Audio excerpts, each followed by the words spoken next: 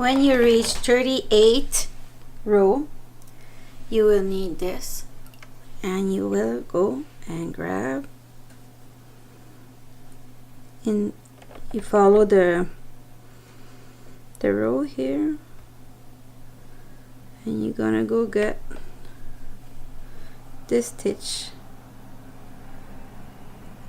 I know it's white, it's not easy to see, but you get this stitch and you put it there, push it down, and you will go and do that all the way.